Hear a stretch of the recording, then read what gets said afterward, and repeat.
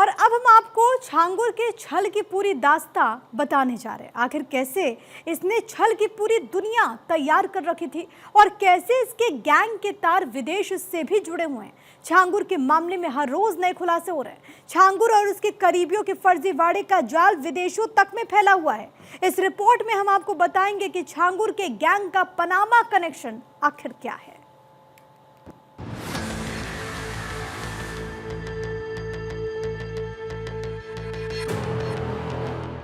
उत्तर प्रदेश में बलरामपुर के छांगू धर्मांतरण केस में हर रोज नए खुलासे हो रहे हैं। जैसे जैसे जांच का सिलसिला आगे बढ़ रहा है, वैसे वैसे चौंकाने वाले खुलासे हो रहे हैं। छांगुर के फर्जीवाड़े के जाल में जो भी फंसा उसका नुकसान हुआ। छांगुर का नेटवर्क सिर्फ देश ही नहीं बल्कि विदेशों तक में फैला हुआ था। अब ताजा खुलासे से छांगुर के काले करतूत की एक और परत खुली है। इस मामले में एक और बड़ा खुलासा हुआ है। छांगुर का पनामा कनेक्शन सामने आया है। बताया जा रहा है कि पनामा तक छांगुर गैंग का नेटवर्क फैला हुआ था। ईडी को पनामा से जुड़े व्यापारिक लेन देन के साक्ष्य मिले हैं। पनामा में छांगुर गैंग ने कई फर्जी कंपनियां बनाई थी। अवैध कमाई छिपाने के लिए यहां पर शेल कंपनियां बनाई गई थी। छांगुर के करीबियों के प्रॉपर्टी डील्स के दस्तावेज भी जब्त किए गए हैं। रोहरा दंपति की प्रॉपर्टी डील से जुड़े कई दस्तावेज जांच एजेंसियों ने जब्त किए हैं। छांगुर से जुड़े एक के बाद एक हो रहे खुलासे से उसके काले करतूतों से लगातार पर्दा उठ रहा है। अवैध लेन देन और धर्मांतरण के कई ऐसे मामले सामने आ गए जिसने छांगुर और उसके गुर्गों की नींद उड़ा रखी है। छांगुर के धर्मांतरण के नेक्सस से जुड़े बदर सिद्दीकी पर भी लगातार आरोप लग रहे हैं। इसी बीच उस पर एक और गंभीर आरोप लगा। आरोपों के मुताबिक एक लड़की को प्रेम जाल में फंसाकर उसके साथ मारपीट की गई थी। इतना ही नहीं, लड़की 2018 से लापता है। लड़की जब से जिम ट्रेनर बदर सिद्दीकी के साथ संपर्क में आई थी तभी से उसका ब्रेन वॉश शुरू हो चुका था। परिजनों का आरोप है कि कई बार उन्होंने पुलिस से गुहार भी लगाई, लेकिन इस मामले में कुछ खास एक्शन नहीं हुआ। 2018 के बाद परिवार की लड़की से मुलाकात नहीं हुई। छांगुर की खबरें देखने के बाद परिवार को अब लड़की से दोबारा मिलने की उम्मीद जगी है। परिजनों ने आरोपी बदर को गिरफ्तारी की मांग उठाई है। देखिए, ये मेरठ का जो विषय जुड़ा है छांगुर बाबा से, तो ये कोई छोटा मोटा विषय नहीं है। और ये केवल मेरठ की 2 लड़कियां आ गई हैं। एक यहाँ आपका नेगी परिवार की है, दूसरी जो है त्यागी परिवार की है। तो इन लड़कियों को लव जिहाद धर्मांतरण में फंसाया गया। इनसे और लड़कियां भी फंसवाई गई होंगी, इन्हें ब्लैकमेल कर करके। और ये जो लड़की है नेगी परिवार की, ये लड़की को जो है पहले इसे फंसाया लव जिहाद में। यहीं का जो सिद्दीकी है लड़का, वो जिम ट्रेनर बताया गया। तो जिस एंगल पे जिम ट्रेनर के साथ कितनी लड़कियां उसके जाल में थी। छांगुर के खिलाफ जांच भी जारी है तो दूसरी ओर उसके खिलाफ फतवा भी जारी किया जा रहा है। इसी कड़ी में ऑल इंडिया मुस्लिम जमात के अध्यक्ष मौलाना शहाबुद्दीन ने छांगुर के खिलाफ फतवा जारी किया है।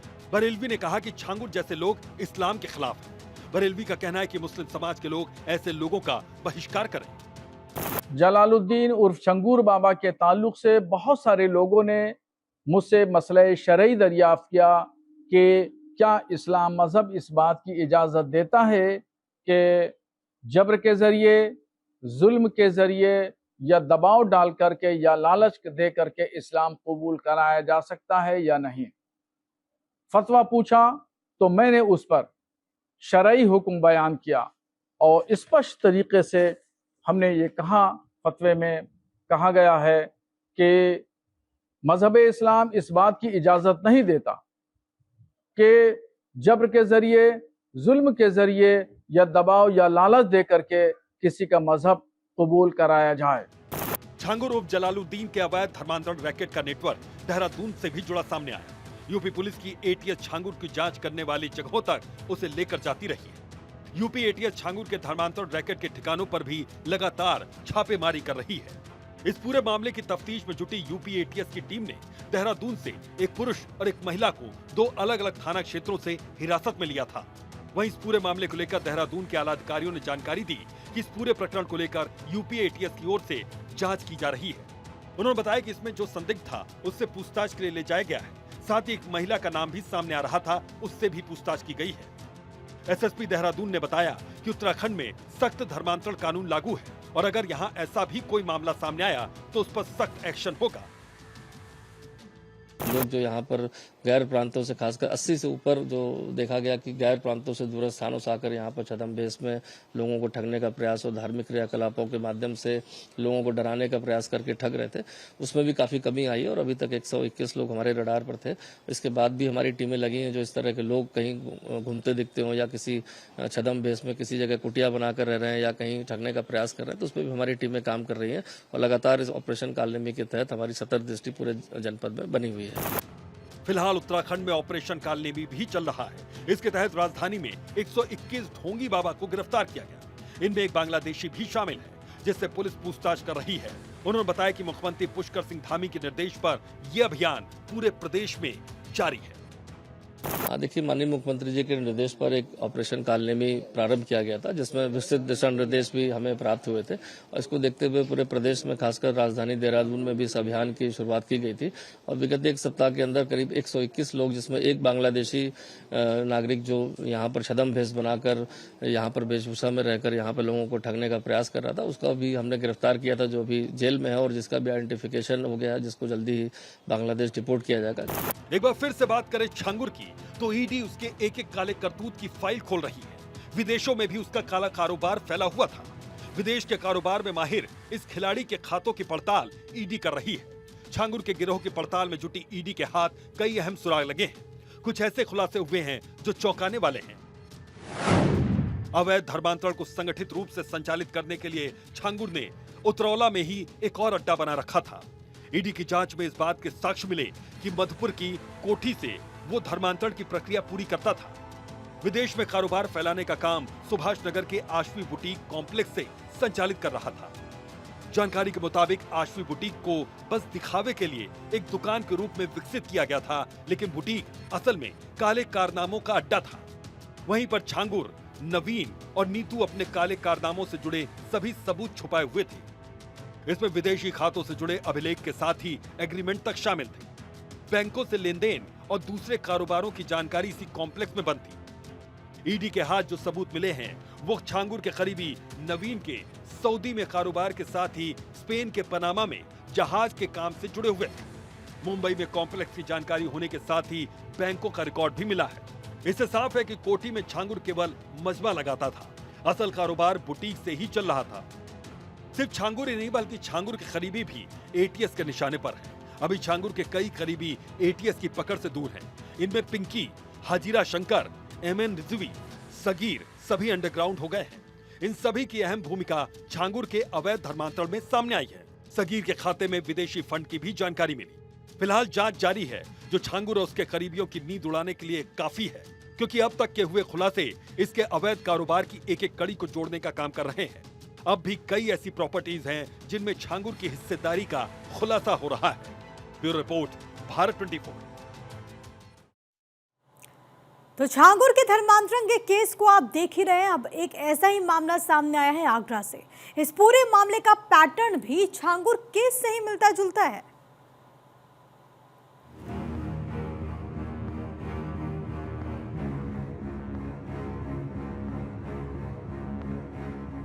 छांगुर के छल की दास्तान आपने सुनी, कैसे वो और उसका गैंग धर्मांतरण का खेल खेल रहा था। अब एक ऐसा ही मामला उत्तर प्रदेश के आगरा से सामने आया। यह धर्मांतरण की द आगरा स्टोरी है, जहां गैंग बनाकर धर्मांतरण का खेल खेला जा रहा था। धर्मांतरण गैंग लड़कियों का ब्रेन वॉश कर उन्हें अपना शिकार बनाता था। यूपी पुलिस की ओर से ऑपरेशन अस्मिता चलाया गया, जिसके तहत देश के 6 राज्यों में पुलिस ने रेड की। इस मामले के खुलासे के लिए पुलिस ने 6 टीमें बनाई थी। पुलिस ने अपनी रेड में 10 आरोपियों को गिरफ्तार किया है। सभी को कोर्ट में पेश किया गया, जहां से सभी को 10 दिन के पुलिस रिमांड में भेज दिया गया है। इस पूरे मामले को आपको समझाते हैं। दरअसल जानकारी के मुताबिक आगरा धर्मांतरण सिंडिकेट के 10 आरोपियों को अलग अलग टास्क दिया गया था। इस बड़ी साजिश का खुलासा करते हुए पुलिस ने जानकारी दी कि आगरा का धर्मांतरण का नेटवर्क लश्कर की फंडिंग से चल रहा था। जानकारी के मुताबिक आईसिस स्टाइल में लड़कियों का ब्रेन वॉश कर यह साजिश रची जा रही थी। इस मामले की जांच पड़ताल में यह भी सामने आया कि यह गैंग लश्कर तैयबा से जुड़ा था, जो आईसिस के पैटर्न पर काम कर रहा था। विदेशों से मिलने वाली फंडिंग के जरिए भारत में लव जिहाद और ब्रेन वॉश कर लड़कियों को कट्टरता की ओर धकेला जा रहा था। घटना के संबंध में साक्ष्य जुटाने के बाद जो प्रकाश में 7 अभियुक्त आए थे, उनके खिलाफ हमारे जो न्यायालय है आगरा की न्यायालय से उनके खिलाफ NBW वारंट लिया गया तथा बंगाल, गोवा, उत्तरांचल, उत्तराखंड, दिल्ली, राजस्थान और वह उत्तर प्रदेश में 11 जगह पर हमने अपनी टीम को भेजा, जिसमें 45 से 50 लोग हमारे थे जो कि इस रेड की टीम में गए थे।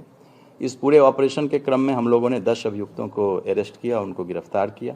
इस नेटवर्क में लव जिहाद का उपयोग कर तथा विदेश से प्राप्त धन से धर्म परिवर्तन व रेडिकलाइजेशन के हमारे पास सबूत और साक्ष्य मिले हैं।